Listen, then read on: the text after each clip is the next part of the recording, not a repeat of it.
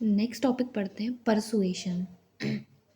Persuasion का मतलब होता है एक ऐसा कम्युनिकेशन जिसको इस पर्पस से किया गया हो कि हमें किसी पर्सन का बिलीफ, एक्सप्रेशन, गोल, बिहेवियर इसको चेंज करना है। मतलब ऐसा कम्युनिकेशन जो चेंज के पर्पस से किया जाएगी, मतलब सामने वाले का एटीट्यूड हमें चेंज करना है, तो इसको परसुएशन कहते हैं। अरिस्टोटल ने 3 फैक्टर बताए थे परसुएशन के, मतलब कि वो कारक जिनकी मदद से हम परसुएशन में चेंज ला सकते हैं। सबसे पहला है इथोस। इथोस का मतलब है क्रेडिबिलिटी ऑफ स्पीकर, यानी कि जैसे एक कोई ऐड आ रहा है और उसमें आपसे डॉक्टर कह रहा है कि आप ये ब्रांड का टूथपेस्ट यूज़ कीजिए, इससे आपकी सेंसिटिविटी कम होगी। तो इससे आपको लगेगा चलो एक डॉक्टर बता रहा है, तो ये हाँ, इसमें कुछ सच्चाई होगी। Next is pathos. पैथोस का मतलब होता है कि इमोशनल अपील करना। फॉर एग्जांपल आपने ओपन डेफिकेशन फ्री के लिए जनता का एटीट्यूड चेंज करना है आपको, तो इसमें आप जनता से इमोशनल अपील करोगे कि आपकी वुमेन की डिग्निटी है, वो बाहर जाती हैं और खुले में शौच करती हैं, या आपके बच्चे छोटे छोटे खुले में शौच करने जाते हैं तो उनकी लाइफ को भी डेंजर हो सकता है, तो ये एक इमोशनल अपील हुई। नेक्स्ट इज़ लोगोस, यानी लॉजिकल अपील। अब आप इसमें ओपन डेफिकेशन फ्री में एटीट्यूड चेंज में क्या लॉजिक दे सकते हैं कि इससे पोलियो जैसी बीमारी हो सकती हैं, तो ये आपकी लॉजिकल अपील हुई। तो जिस भी परसुएशन में इथोस, पैथोस, लोगोस होगा, यानी क्रेडिबिलिटी, इमोशनल, लॉजिकल अपील होगी, तो वो परसुएशन ईजी रहेगा। और ये 3 फैक्टर्स हैं जो परसुएशन में हेल्प करते हैं। नेक्स्ट हमें पढ़ना है रॉबर्ट सियरडनी के 7 प्रिंसिपल ऑफ परसुएशन।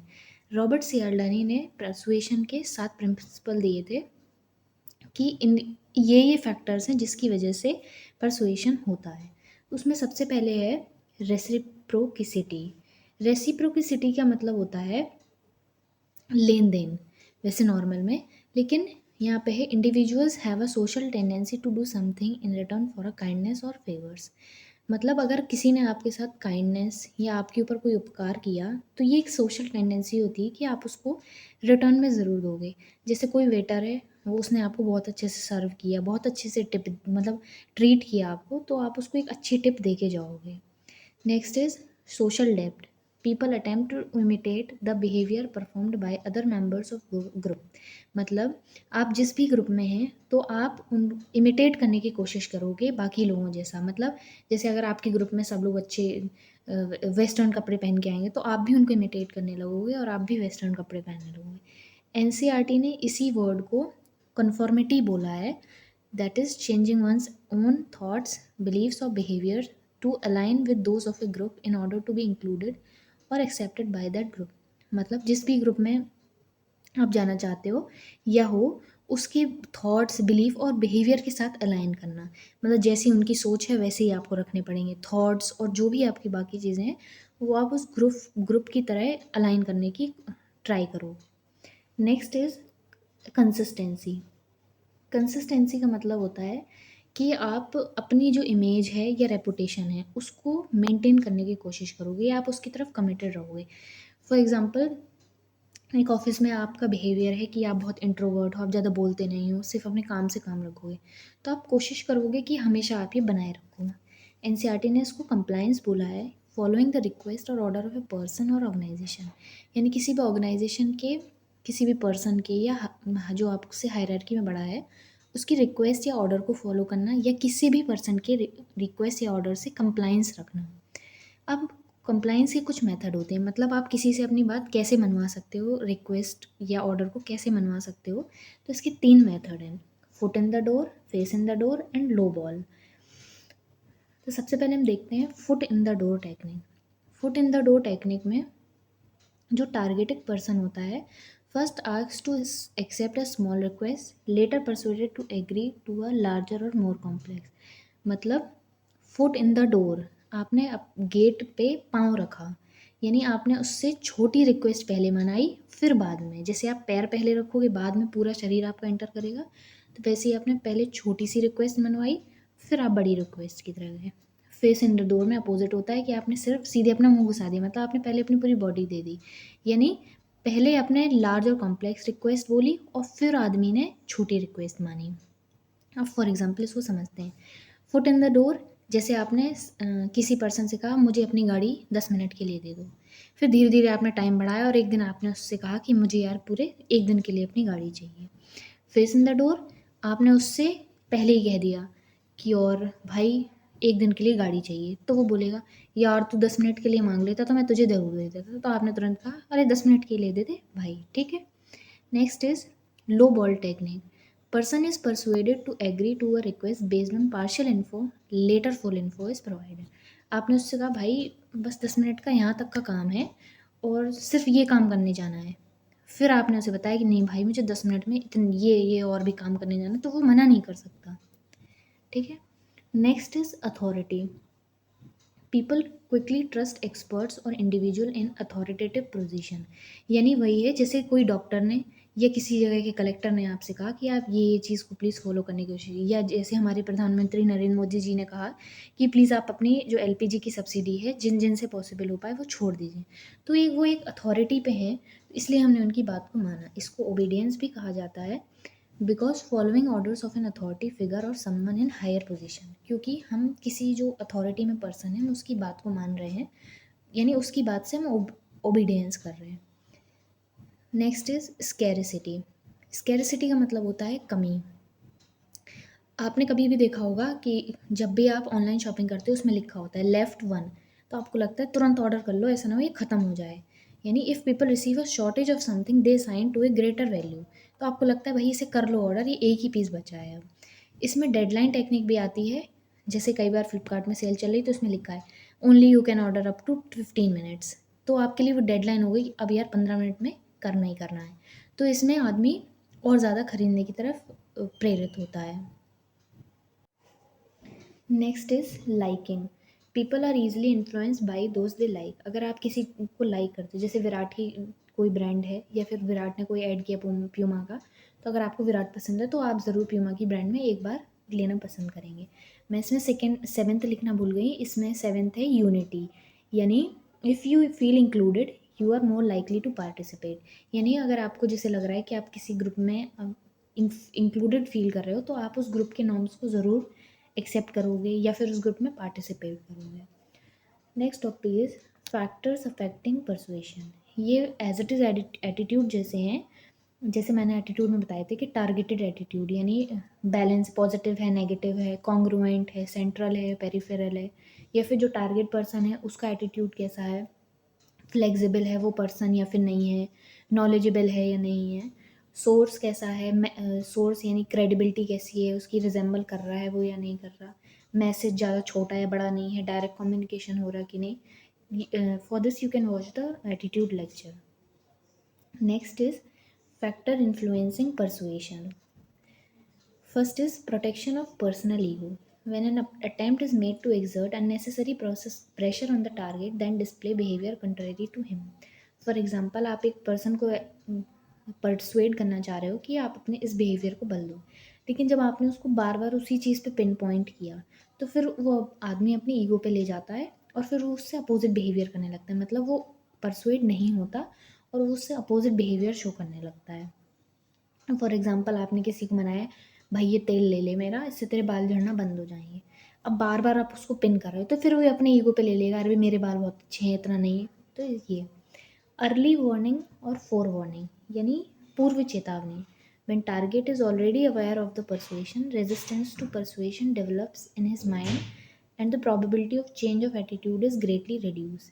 यानी अगर हम जैसे फॉर एग्ज़ाम्पल कलेक्टर को एक गांव में जाना है कि यहाँ पे डैम बनना है और डिस्प्लेसमेंट होना है, इसके लिए उसको मनाना है, लेकिन गांव वालों को पहले ही किसी ने बता दिया कि कलेक्टर साहब आएंगे, वो आपको मनाएंगे, थोड़ा बहुत रोएंगे और आपको परसुएट करने की कोशिश करेंगे, लेकिन अगर और आपको ये चीज़ पता चल गई तो अब कलेक्टर आए, अब वो आपसे कोई भी बात कहेंगे, एक्चुअली वो जेन्युइनली रो रहे होंगे तो भी आप उन पर बिलीव नहीं करोगे क्योंकि आपको एक अर्ली वार्निंग मिल गई है। Next is selective negligence.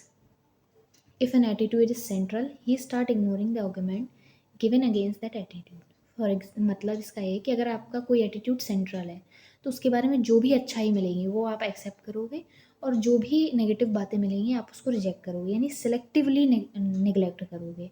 For example Dhoni आपको बहुत पसंद है और वो आपका रोल मॉडल है। अब धोनी के बारे में जितनी पॉजिटिव मैं बताऊंगी आपको, वो विकेट कीपिंग बहुत अच्छी करता है, बैटिंग बहुत अच्छी करता है, आप सब एक्सेप्ट करें, लेकिन फिर मैं कहूँगी वो कैच छोड़ देता है या वो लास्ट IPL में अच्छा नहीं खेल रहा, तो आप इन सारी बातों को इग्नोर कर दोगे। Next is attitude inoculation, exposing people to weakened version of arguments against their existing beliefs can make them more resistant to later stronger persuasive attempt। मतलब अगर आपने किसी को उसके वीकेंड वर्जन में उसको बताया, मतलब फॉर एग्जांपल ODF के बारे में आप किसी से बता रहे हो, आपने उसका एक ही पॉइंट बताया कि इससे डिसीजेज हो जाएंगी, और फिर आप और बस आपने सिर्फ यही बता के उनका परsuade करने की कोशिश की, लेकिन इसके लिए उन्होंने रेजिस्टेंस डेवलप कर लिया, और फिर बाद में अगर आप उनसे कहोगे भी कि नहीं इसके बहुत बेनिफिट्स हैं और भी हैं, वुमेन की डिग्निटी है, बच्चों की सेफ्टी है, वो कोई भी बात पे बिलीव नहीं करेंगे। यानी ये ऐसा ही है जैसे मच्छर अब वो ऑल आउट के प्रति रेजिस्टेंस हो चुके हैं, अब उन्हें कितनी भी दे दो वो उसके प्रति रेजिस्टेंस ही रहेंगे, मतलब उन्होंने एक रेजिस्टेंस डेवलप कर लिया है। Next topic is contribution to administration, यानी परसुएशन का क्यों पढ़ रहे हैं हम, उसका एडमिनिस्ट्रेशन में क्या रोल है। तो सबसे पहला है change in public attitude. Persuasion की मदद से हम पब्लिक का एटीट्यूड चेंज कर सकते हैं, और इसकी मदद से हमने गर्ल एजुकेशन और बेटी बचाओ बेटी पढ़ाओ जैसे अभियानों को सक्सेसफुल किया है। इन सक्सेसफुल इम्प्लीमेंटेशन ऑफ प्रोग्राम, ठीक है, जो प्रोग्राम्स हैं उनके सक्सेसफुल इम्प्लीमेंटेशन में भी मदद मिली है। It has been possible to make India free from open defecation through the successful implementation of Swachh Bharat Abhiyan through persuasive communication, यानी हमने परसुएसिव कम्युनिकेशन से इंडिया को ओपन डेफिकेशन फ्री बनाया है। और जो प्रधानमंत्री मोदी जी हैं उन्होंने वॉलेंटरीली पीपल से अनुरोध किया कि आप अपनी LPG सब्सिडी को छोड़ें, कई लोगों ने अपनी LPG सब्सिडी छोड़ी भी है। While making Amravati the capital, Andhra government use, Andhra government क्या हुआ था कि जब आंध्रा का बंटवारा हुआ तो तेलंगाना को हैदराबाद दे दी गई और आंध्रा को 10 साल का टाइम दिया गया कि आप अपनी कैपिटल को डेवलप कर लो। तो आंध्रा गवर्नमेंट ने ये लोगों से रिक्वेस्ट की थी कि आप अपनी ज़मीन खुद से छोड़ें ताकि हम 10 साल में एक हैदराबाद से भी बहुत अच्छी कैपिटल को डेवलप कर पाएँ। तो यहाँ पे परसुएशन यूज़ किया था लोगों से अपील के लिए कि आप अपनी ज़मीन छोड़ें और पूरा सहयोग करें कि हम एक बहुत अच्छी कैपिटल बना पाएँ। Next is in change of social stereotypes, many social customs such as not using contraceptives, inclusion of worship material, dead bodies, etc. in reverse are changed with the help of persuasive community। मतलब बहुत सारी जो रूढ़िवादी हैं सामाजिक, जैसे नदी में डेड बॉडीज़ के राख को बहाना या फिर वर्शिप मटेरियल्स को बहाना, कॉन्ट्रासेप्टिव्स को यूज़ ना करना, इन सबको सोशल परसुएसिव कम्युनिकेशन की मदद से हमने बदला है। टू काम एंड एजिटेटिव पब्लिक, कई बार स्ट्राइक, दंगे और ये सब हो जाते हैं, तो ऑफिसर्स जो होते हैं परसुएसिव कम्युनिकेशन की मदद से ही पब्लिक को शांत करवाते हैं। In international agreement, treaties and agreement, persuasive communication का बहुत इम्पैक्ट होता है कि अगर कोई नेशनल इंटरेस्ट की बात हुई, जैसे पेरिस कम्युनिकेशन हुआ था कि उसमें क्लाइमेट चेंज की बात थी, तो उसमें भी परसुएसिव कम्युनिकेशन का रोल था कि हमने अपनी पब्लिक से रिक्वेस्ट की थी कि आप इसमें सहयोग करें अपना। नेक्स्ट लास्ट टॉपिक इज सेली चाइकन SHM model, heuristic systematic model. तो इन्होंने कहा था कि जब भी हमारे पास कोई इन्फॉर्मेशन आती है तो हम उसको दो रूप में प्रोसेस करते हैं, एक है सिस्टमैटिक प्रोसेसिंग, एक है ह्यूरिस्टिक। सिस्टमैटिक का मतलब होता है व्यवस्थित, involves attempt to thoroughly understand any information, any info, and in this info is combined and used to guide subsequent attitudes, judgments and behavior। मतलब इसका ये है कि आप किसी भी चीज, कोई भी इन्फॉर्मेशन आई आप उसको थोरोली अंडरस्टैंड करोगे। जैसे आपको एक कार लेने जानी है तो आप उसके हर एक्सपेक्ट को स्टडी करोगे, इसके व्हील्स कैसे हैं, बॉडी कैसी है, इंजन कैसा है, मतलब आप उसके हर एक्सपेक्ट को देखोगे। लेकिन ह्यूरिस्टिक में क्या होता है कि आप किसी चीज़ का अनुमान लगा सकते हो। Focus on easily noticed and easily understandable cues, this is also called rule of thumb या mental shortcut. It is use for quick decision making attitudinal change. यानी आपके पास अब इतना टाइम नहीं है कि अब आप कार के हर एक्सपेक्ट को देखो, तो आप सिंपली ये देख लोगे कि जो सबसे महंगी कार होगी वो बेस्ट होगी। तो ये ट्रायल एंड एरर मेथड पे बेस्ड होता है। आप उसमें जो ईजिली नोटिसेबल चीज़ें होती हैं इनको देख लेते हो और बाकी सबको इग्नोर कर देते हो।